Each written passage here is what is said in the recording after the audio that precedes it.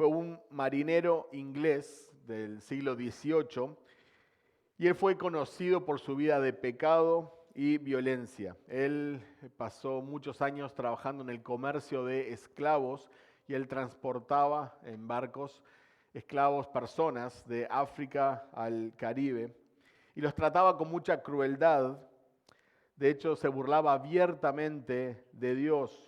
Él mismo contó que llegó a ser tan blasfemo que los otros marineros, que tampoco eran cristianos, se avergonzaban de él, de las cosas que él decía. Pero en 1748, mientras cruzaba el Atlántico, su barco fue sorprendido por una gran tormenta. El agua comenzó a entrar y el barco parecía que se iba a partir. Newton estaba, de hecho, convencido de que él iba a morir, de que él no iba a sobrevivir esa gran tormenta. En el medio del pánico y en un temor sin precedentes que nunca había experimentado, hizo lo que nunca antes había hecho. Él clamó a Dios.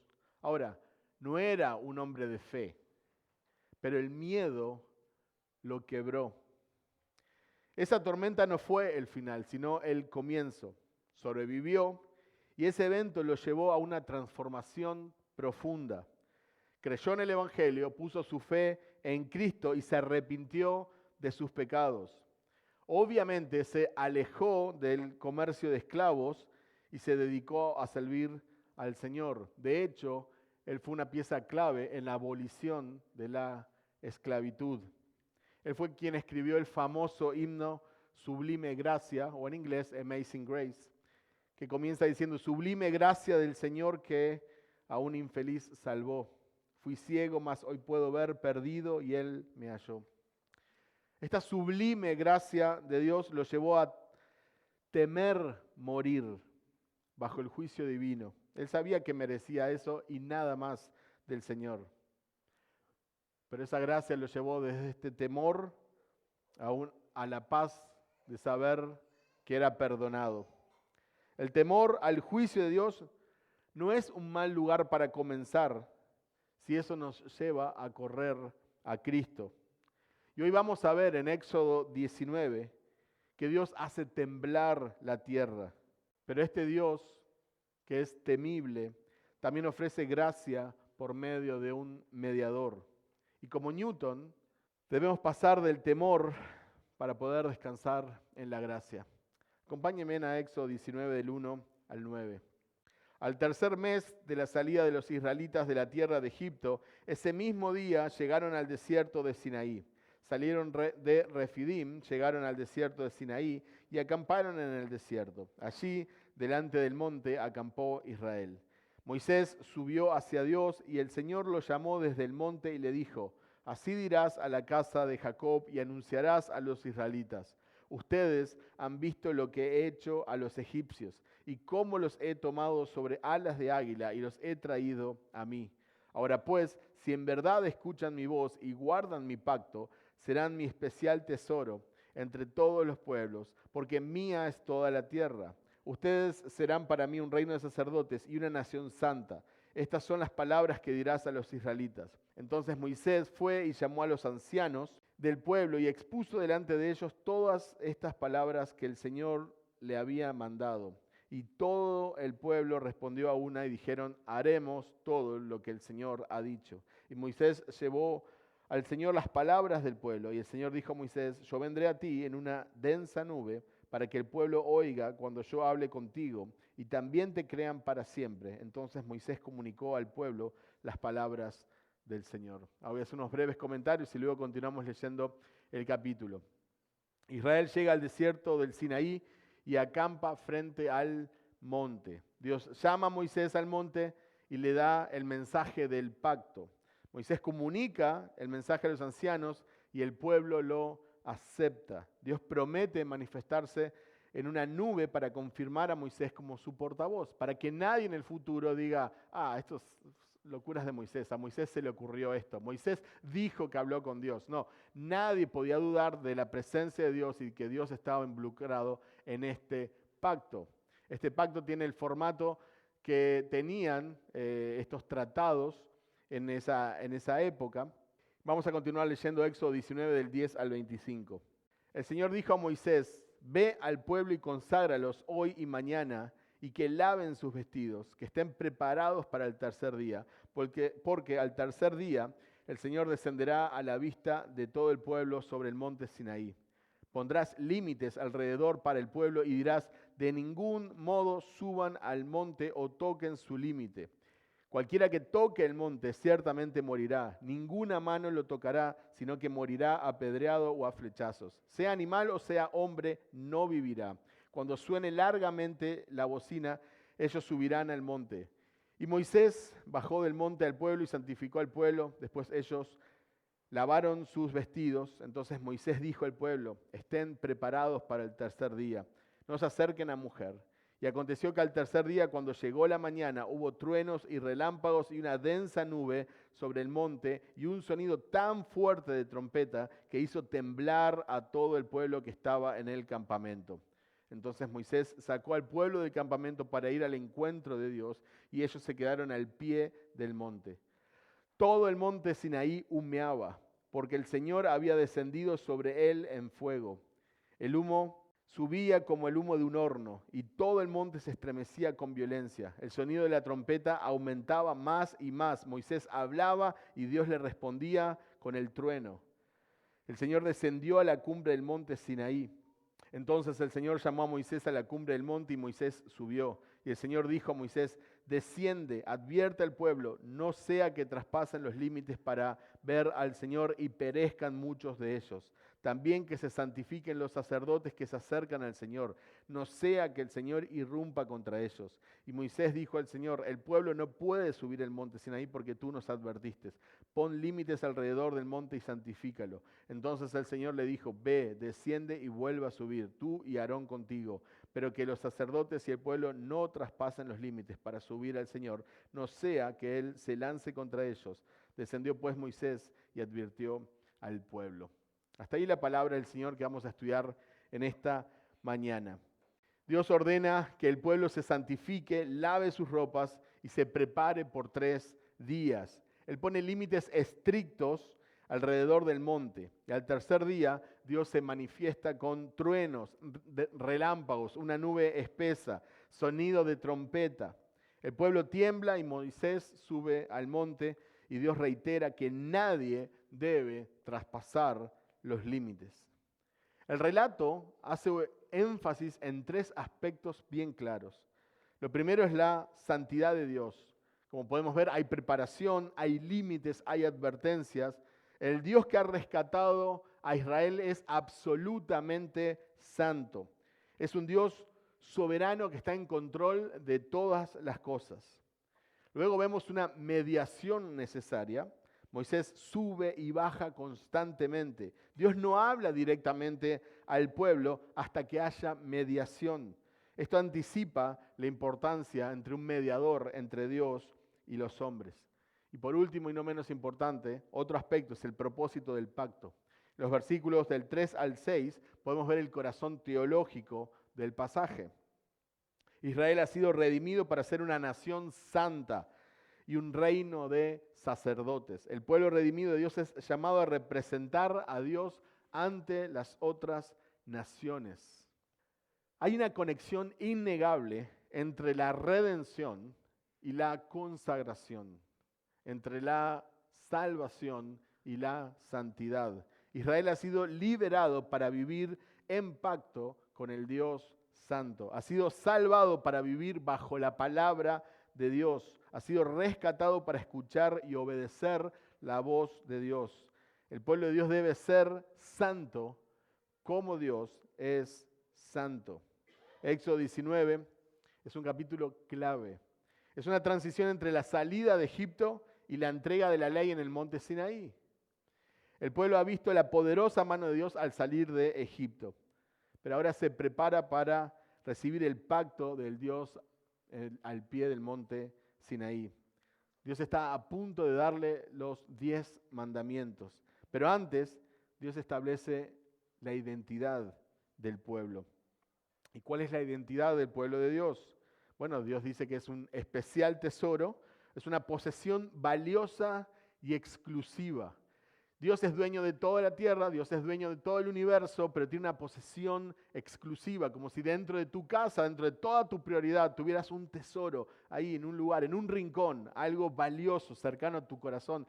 Eso es lo que Dios le está transmitiendo a el pueblo.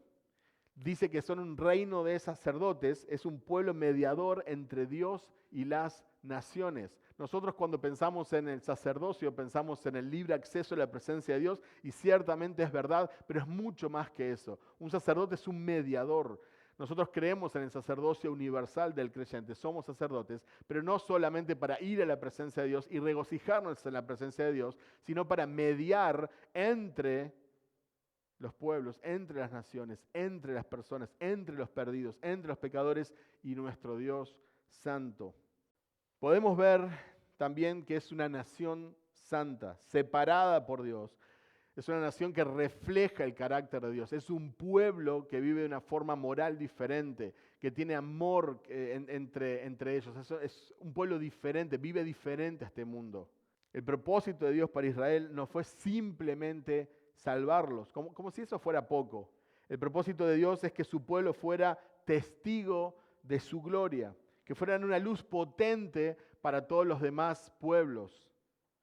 En Deuteronomio 4, 5 al 8 dice, miren, yo les he enseñado estatutos y decretos tal como el Señor mi Dios me ordenó, para que así los cumplan en medio de la tierra que van a entrar para poseerla. Así que guárdenlos y pónganlos por obra, porque esta será su sabiduría y su inteligencia ante los ojos de los pueblos que, al escuchar todos estos estatutos, dirán, ciertamente esta gran nación es un pueblo sabio e inteligente, porque ¿qué nación grande hay que tenga un Dios tan cerca de ella como está el Señor nuestro Dios siempre que lo invocamos? ¿O qué nación grande hay que tenga estatutos y decretos tan justos como toda esta ley que hoy pongo delante de ustedes?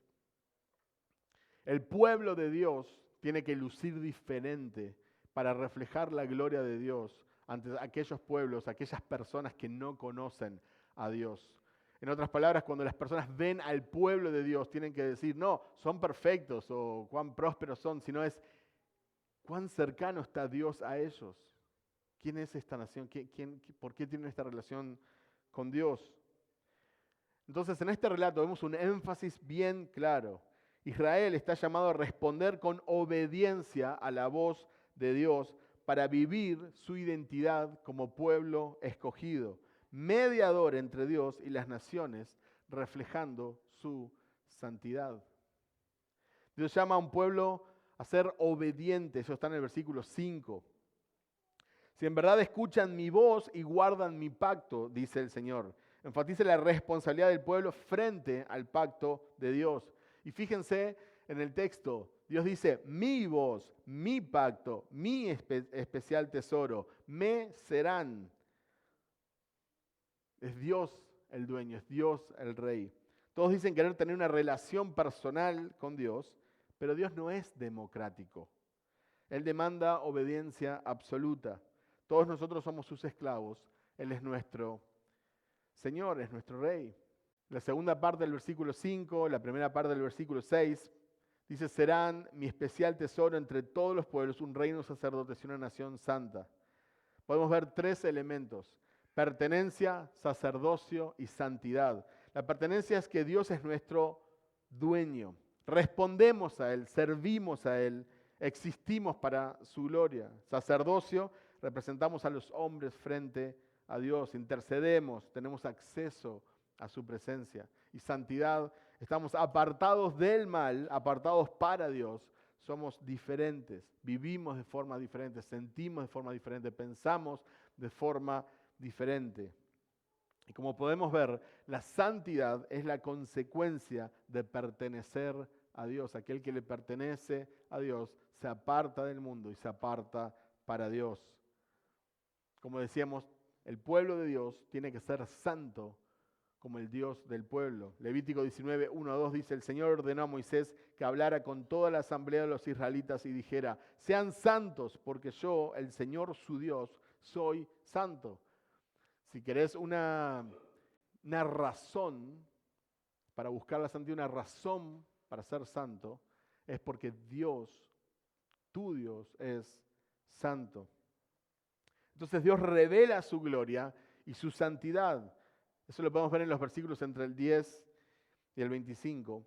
Dios manda a Moisés a consagrar al pueblo y a lavar sus ropas. El pueblo debe prepararse para Dios. Dios va a descender en el monte Sinaí. Se pone un límite alrededor del monte. Nadie puede tocarlo. Y al tercer día, una densa nube cubre el monte. Hay truenos, hay relámpagos. Un sonido de trompeta resuena fuerte y el pueblo tiembla de miedo. El monte Sinaí humea porque Dios desciende en fuego. Y es interesante que una vez más vemos a Dios descendiendo. Todas las otras naciones tenían dioses, pero ellos tenían que subir a Dios. Ellos tenían que esforzarse por alcanzar a Dios. Por eso hay tantas pirámides en ese lugar, porque eran templos, eran lugares donde se subía o se hacían sacrificios para llegar a los dioses. Pero acá vemos el monte Sinaí como si fuera un templo, como si fuera una pirámide. Pero es Dios descendiendo al pueblo. Todo el monte tiembla violentamente. El sonido de la trompeta se hace cada vez más fuerte. Moisés habla con Dios y Dios le responde con voz de trueno. Dios advierte que cualquiera que cruce los límites morirá. Solo Moisés y Aarón pueden acercarse. Como pueden ver, hay un impacto visual y emocional en todo esto. El cielo se llena de truenos, relámpagos, hay una nube espesa. El sonido de trompeta es aterrador y estremecedor. La montaña entera se vuelve en fuego y humea como si fuera un horno. Todo tiembla con violencia bajo los pies del pueblo. Están temblando de terror al ver y al oír el poder de Dios. Y Dios amenaza de muerte literalmente hasta a los sacerdotes. Ellos también se deben consagrar. Esto es un espectáculo aterrador.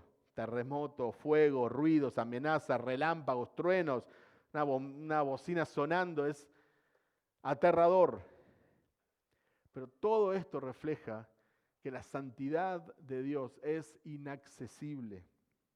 Dios pone límites estrictos. El pecado no puede acercarse a la presencia de Dios.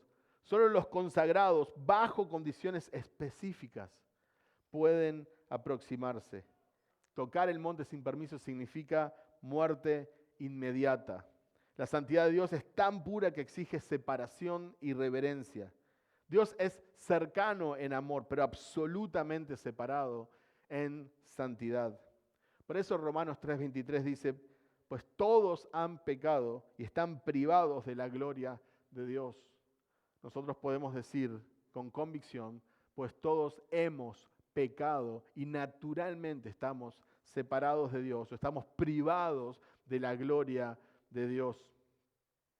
Nosotros nos olvidamos muy a menudo de quién es Dios. Dios es santo, pero oramos, gracias a Dios por estos alimentos, como si le estuviéramos dando gracias al delivery que nos trajo la comida. Dios es santo, pero faltamos a la iglesia por cualquier pavada. Dios es santo, pero tratamos su bendita palabra como si fuera un horóscopo. A ver quién me dice, sí, Dios me ama, está bien. Pero acá vemos en este texto que la santidad de Dios es aterradora. Literalmente, aterradora. En el mismo contexto, la misma situación, pero si nos vamos al capítulo 20, Dios da los 10 mandamientos, da su ley, y si vemos unos versículos más adelante, versículos del 18 al 21, me pueden acompañar, vamos a ver lo que estaba viviendo el pueblo en estos momentos. Éxodo 20, 18 al 21. Todo el pueblo percibía los truenos y relámpagos, el sonido de la trompeta y el monte que humeaba. Cuando el pueblo vio aquello, temblaron y se mantuvieron a distancia. Entonces dijeron a Moisés, habla tú con nosotros y escucharemos, pero que no hable Dios con nosotros, no sea que muramos. Moisés respondió al pueblo, no teman, porque Dios ha venido para ponerlos a prueba y para que su temor permanezca en ustedes y para que no pequen. El pueblo se mantuvo a distancia mientras Moisés se acercaba a la densa nube donde estaba Dios. La mayoría de las personas asocian la presencia de Dios con paz y tranquilidad. Pero los israelitas acá no parecían estar muy tranquilos. Y no estoy diciendo que no tengamos acceso a la presencia de Dios, pero no deberíamos tomar la presencia de Dios a la ligera. Hoy en día todo el mundo, sí, siente la presencia de Dios, sentiste la presencia de Dios, ¡ay, bajó la presencia de Dios! El Espíritu está acá. Los israelitas no querían que Dios les hablara directamente. Habla con Moisés, que hable Moisés, habla vos subí, vos arreglate, que no hable con nosotros. Mirá si nos mata. Ese era el razonamiento del pueblo de Israel. Que no nos trate, que no nos hable directo. Tratá vos, si morís vos. Que tenían miedo de escuchar la voz de Dios. Pero hoy en día, cualquier persona dice escuchar la voz de Dios y nadie lo cuestiona. Cualquier adolescente, cualquier neófito, ni cristiano es a veces, cualquier persona, cualquier estilo de vida, se para adelante. Dios me dijo, y hablé, ¿qué me estás diciendo, Dios? Ok, les digo. Y así constantemente, y nadie cuestiona nada. Porque ¿cómo vas a cuestionar si es algo personal, si Dios les está hablando? Acá vemos a un pueblo que dice, no, que ni me hable Dios, que hable con el mediador. No que hable conmigo, que hable con el mediador porque me puede matar. Fíjense el respeto a la santidad de Dios y al carácter de Dios. Quizás hemos olvidado quién es Dios. Hermanos, la santidad de Dios mata. La santidad de Dios mata. Romanos 6:23 dice, porque la paga del pecado es muerte. Cada vez que nosotros cantamos, oramos o proclamamos santo, santo, santo, estamos declarando una sentencia de muerte. Estamos confesando que Dios debería de matarnos por nuestro pecado, porque Él es santo, santo, santo, y nosotros somos pecado, pecado, pecado. Por eso Isaías, cuando tuvo la visión de este rey majestuoso en su templo y los ángeles cantando, santo, santo, santo, todopoderoso es el Señor, ¿qué dijo Isaías? Soy hombre muerto, hasta acá llegué, porque soy pecador de labios y vivo en medio de un pueblo pecador, hasta acá llegué, estoy muerto. Y lo mismo sintió Pedro, y lo mismo sintió Tomás, y lo mismo sintió Moisés, y lo mismo sintieron todas las personas que pudieron estar en la presencia de Dios. Dame una buena razón por la cual Dios te permitió vivir un día más después de todo lo que pecaste ayer. Dame una razón para la que vos y yo estemos acá mencionando el nombre de Dios, hablando de su santidad, cantando a su nombre, y que Dios no nos haya consumido en nuestra noche. Y la única respuesta que vas a encontrar es su amor y su gracia. La sentencia de muerte que te correspondía a vos, que me correspondía a mí, cayó sobre su santo Hijo, el mediador por excelencia.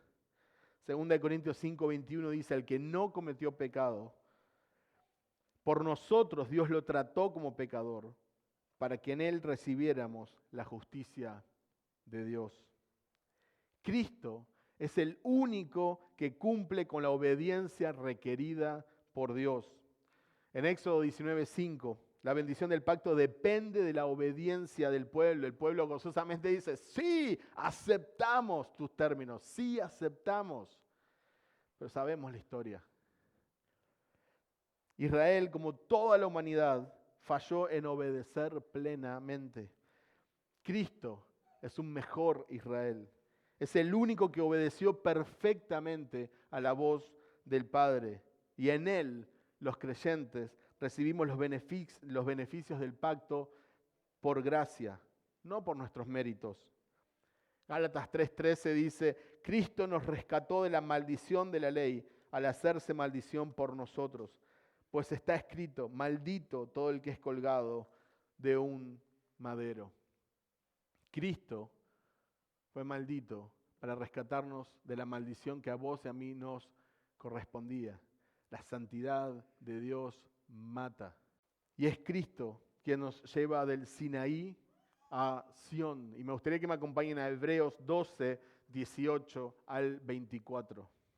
Porque ustedes no se han acercado a un monte que se puede tocar, ni a fuego ardiente, ni a tinieblas, ni a oscuridad, ni a torbellino, ni a sonido de trompeta, ni a ruido de palabras tal que los que oyeron rogaron que no se les hablara más, porque ellos no podían soportar el mandato. Si aún una bestia toca el monte, será apedreada. Tan terrible era el espectáculo que Moisés dijo: estoy aterrado y temblando. Ustedes, en cambio, se han acercado al monte Sión y a la ciudad del Dios vivo, la Jerusalén celestial, y a miríadas de ángeles, a la asamblea general e iglesia de los primogénitos que están inscritos en los cielos, y a Dios, el juez de todos, y a los espíritus de los justos hechos ya perfectos, y a Jesús, el mediador del nuevo pacto, y a la sangre rociada que habla mejor que la sangre de Abel. Wow. ¿Podés notar el contraste entre el temor del Sinaí y la gracia de Sión? Jesús, el mediador que cumple el pacto. Jesús, el mediador de un nuevo pacto. Jesús es el mediador que intercede perpetuamente en la presencia de Dios por su pueblo. Romanos 3, 21 al 26 dice: pero ahora, sin la mediación de la ley, se ha manifestado la justicia de Dios, de la que dan testimonio la ley y los profetas. Esta justicia de Dios llega mediante la fe en Jesucristo a todos los que creen. De hecho, no hay distinción, pues todos han pecado y están privados de la gloria de Dios, pero por su gracia son justificados gratuitamente mediante la redención que Cristo Jesús efectuó.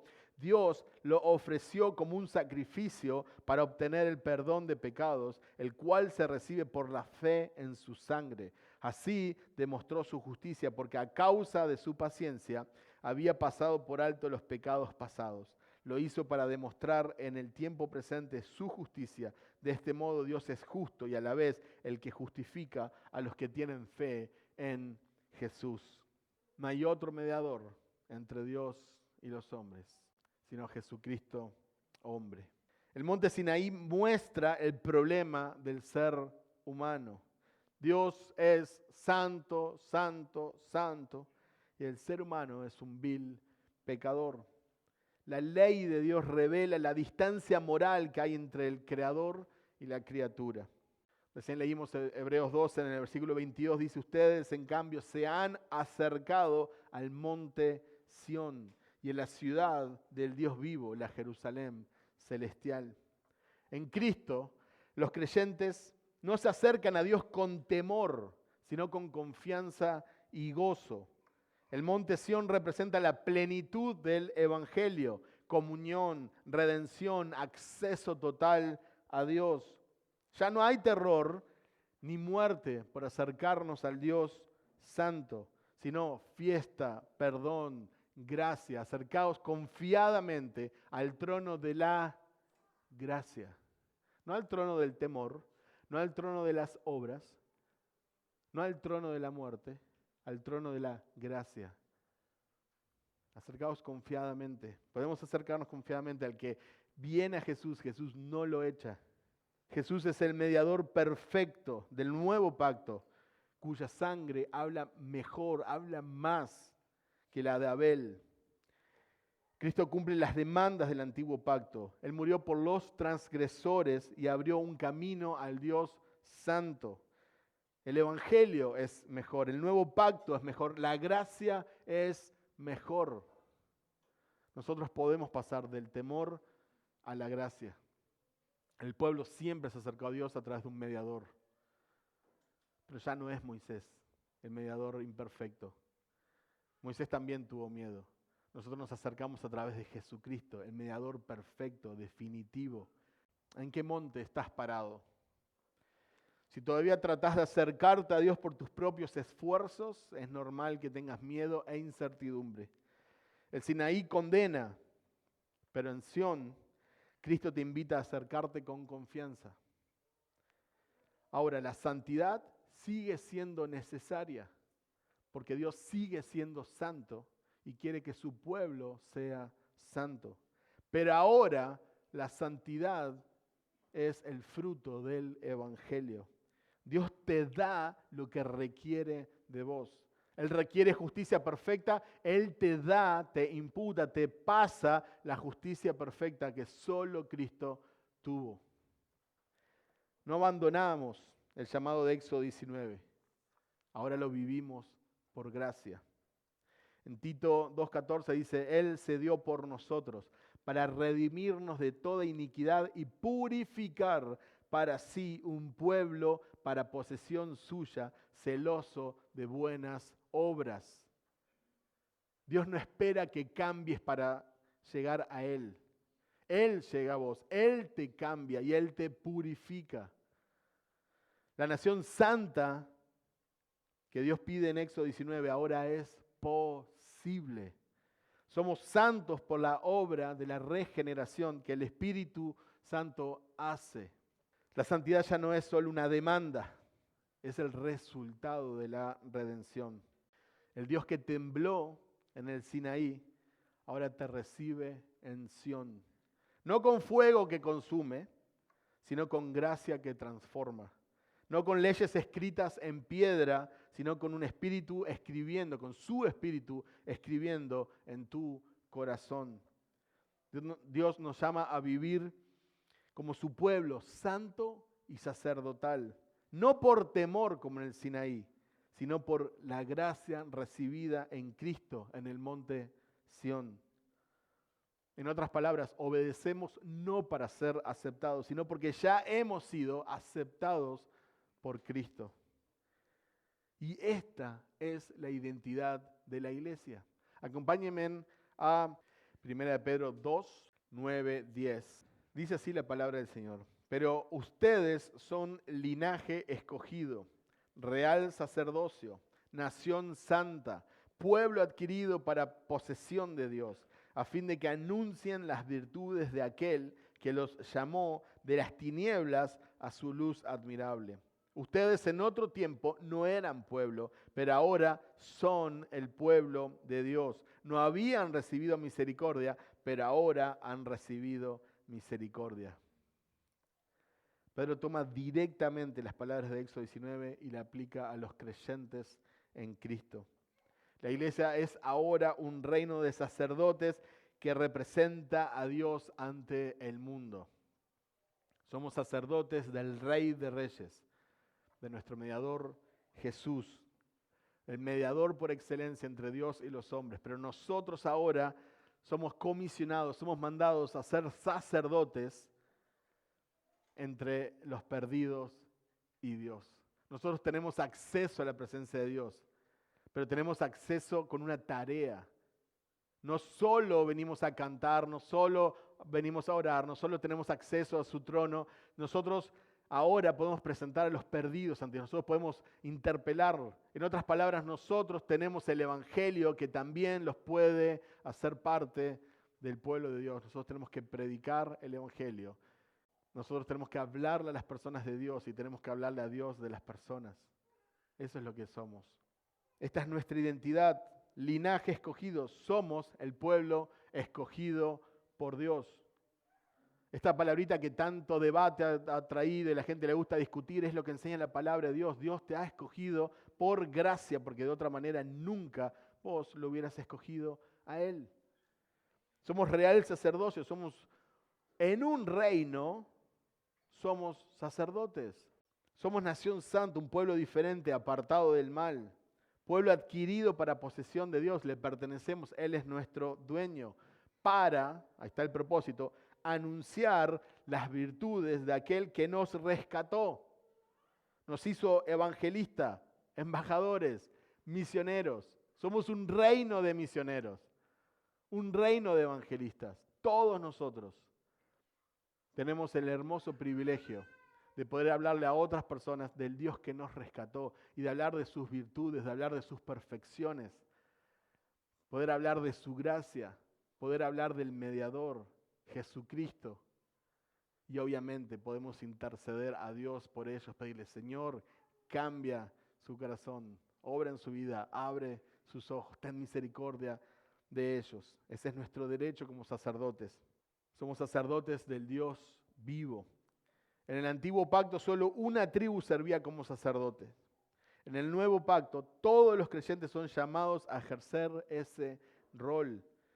Todos los redimidos tienen la posibilidad de interceder por la salvación de los perdidos. Ahora nosotros somos una luz potente para las personas sin Cristo. En otras palabras, tu vida está llamada a representar la presencia de Dios al mundo. ¿A quién estás mostrando el camino a Sión? Apocalipsis 1, 5 al 6 dice: y de parte de Jesucristo, el testigo fiel, el primogénito de los muertos, el soberano de los reyes de la tierra, al que nos ama y nos libertó de nuestros pecados con su sangre, e hizo de nosotros un reino de sacerdotes para Dios, su Padre. A Él sea la gloria y el dominio por los siglos de los siglos. Amén. Comenzamos hablando de John Newton. Una de mis frases favoritas que he citado en muchísimas ocasiones es cuando John Newton ya era viejo y estaba pronto a morir. La muerte estaba cercana. Y él dijo: mi memoria está casi perdida, pero hay dos cosas que recuerdo muy bien: que soy un gran pecador y Cristo un gran Salvador. Hermanos, pasemos del temor a la gracia. Pasemos del Sinaí a Sión.